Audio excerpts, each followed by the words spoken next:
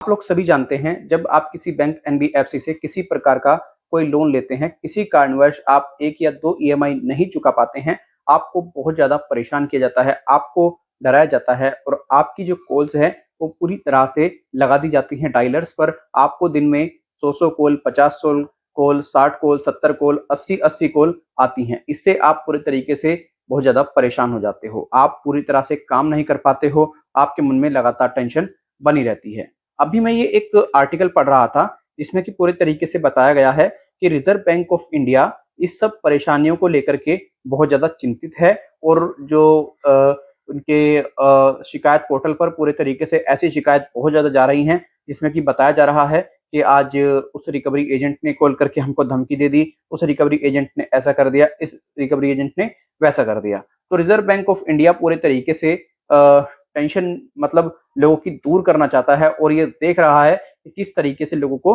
परेशानी हो रही है। इस बात को रिजर्व बैंक ऑफ इंडिया भली-भांति जानता है कि देखिए कोई भी व्यक्ति 1 या 2 ईएमआई जनरली डिफ़ॉल्ट कर देता है और इसके लिए बैंक और एनबीएफसी पेनल्टी भी लगाते हैं। व्यक्ति को पूरे तरीके से वो थ्रेट जो कराते हैं रिकवरी एजेंसीज़ के जो रिकवरी एजेंटों के द्वारा बैंक्स, ये पूरे तरीके से गलत है, ये नहीं कराना चाहिए। इसके लिए आरबीआई ने ऑलरेडी रूल्स बनाए हुए हैं, रेगुलेशन बनाए हुए हैं, प्रॉपर नियम बने हुए हैं, लेकिन उन नियमों का पालन नहीं हो रहा है कुछ बैंक और एनबीएफसीज के द्वारा। लगातार रिकवरी एजेंट्स के द्वारा डराना, धमकाना, पूरे तरीके से लोगों को प्रताड़ित करना, ये जारी है। आपको मैं बताना चाहूँगा, बहुत सारे बैंक और एनबीएफसी इस बात को डिनाई कर देते हैं कि हम किसी व्यक्ति को प्रताड़ित नहीं करते, हम किसी व्यक्ति के डेटा को सार्वजनिक नहीं करते, लेकिन रिजर्व बैंक ऑफ इंडिया के पास में ऐसी भी कंप्लेंट गई है विद एविडेंस जिसमें कि व्यक्ति के डेटा को पूरे तरीके से सार्वजनिक किया गया है और उनके कॉन्टैक्ट लिस्ट में कॉल करके परेशान किया गया है,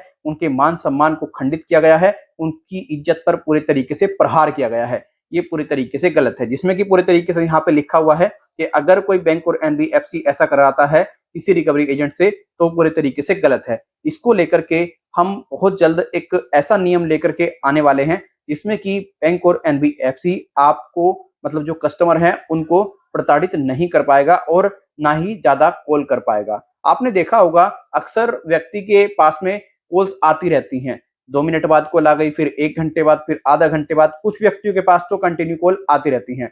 अगर आरबीआई इस नियम को प्रॉपर तरीके से लेकर के आ जाता है, जिसमें कि पूरे तरीके से व्यक्ति के साथ में उत्पीड़न ना हो और व्यक्ति के पास में जो ये कॉल जाती हैं, ये ना जाए, तो पूरी तरीके से काफ़ी लोगों को रिलीफ मिलेगा, काफ़ी लोगों को राहत मिलेगी। वैसे आरबीआई दिन प्रतिदिन बैंक और एनबीएफसीज पर जो हम आजकल न्यूज़ पढ़ रहे हैं, इनके ऊपर एक्शंस बहुत स्ट्रिक्ट तरीके से ले रहा है। बहुत ज़्यादा इनके ऊपर पेनल्टीज़ लगा रहा है, बहुत ज़्यादा ये सब चीज़ें कर रहा है। देश के अंदर अगर कोई व्यक्ति आज की डेट में परेशान है, तो बैंक और एनबीएफसी से बहुत ज़्यादा परेशान है, क्योंकि इन्होंने व्यक्तियों को इतने ईज़िली तरीके से लोन दे दिए हैं, जिससे कि पूरे तरीके से बहुत ज़्यादा दिक्कत आ रही है। कोई ना कोई व्यक्ति डिफ़ॉल्ट ज़रूर कर देता है और जब व्यक्ति डिफ़ॉल्ट कर देता है, बहुत सारी समस्याएँ उनके साथ में आती हैं। अब ये जो आरबीआई नियम लेकर के आएगा, इसमें मैं छोटी-छोटी आपको बातें बता देता हूँ, क्या करने वाला है आरबीआई। देखिए, एक तो जो ये आपको दिन में 50-50, 60-60, 70-70 कॉल करते हैं, इस पर आरबीआई पूरे तरीके से ध्यान देगा।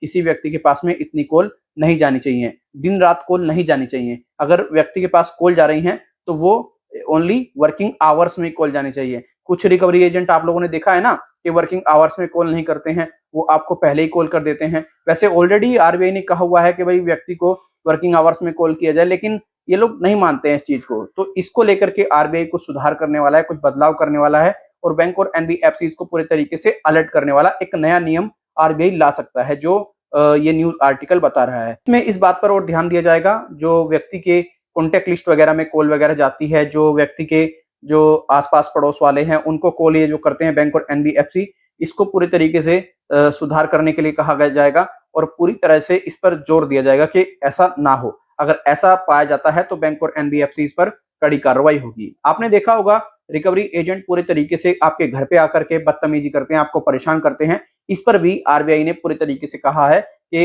एक्शन होगा, जो नया नियम आएगा उसके अनुसार। आप इस सब पर क्या सोचते हैं? क्या आपको लगता है आपके पास जो कॉल रिकवरी एजेंट करते हैं, आरबीआई इनको बंद कराने में सक्षम हो पाएगा? क्या आरबीआई इन कॉल्स को बंद करा देगा आपकी? क्या आरबीआई ग्राहक को एक रिलीफ दिला पाएगा बैंक और एनबीएफसी से? देखिए, जहाँ तक मुझे उम्मीद है ये पॉसिबल नहीं है, क्योंकि आरबीआई ने ऑलरेडी इतने नियम इनके ऊपर लेकर के आए हुए हैं, इतने नियम आरबीआई ने बनाए हुए हैं, इतने फेयर प्रैक्टिस कोड इनके लिए जारी करे हुए हैं। अगर ये सही से पालन कर लेना तो बहुत कुछ ठीक हो जाए, लेकिन उम्मीद नहीं है। देखिए, नियम बना देना बहुत आसान है, लेकिन उनका पूरे तरीके से पालन करा देना ये बड़ी मुश्किल बात है। हाँ, एक तरीके से तो ये पूरे तरीके से बंद हो सकता है, अगर बैंक पूरे तरीके से जो ये थर्ड पार्टीज रिकवरी एजेंसीज को बंद कर देते हैं, एनबीएफसी ये थर्ड पार्टी रिकवरी एजेंसीज को पूरी तरीके से मतलब खत्म कर दे तो पॉसिबल है, अदरवाइज पॉसिबल नहीं है। आप इस सब पर क्या कहते हैं? कमेंट में अपनी राय जरूर दें। कमेंट में जरूर बताएं, क्या आपको भी रिकवरी एजेंट दिन रात कॉल कर रहे हैं? Thank you.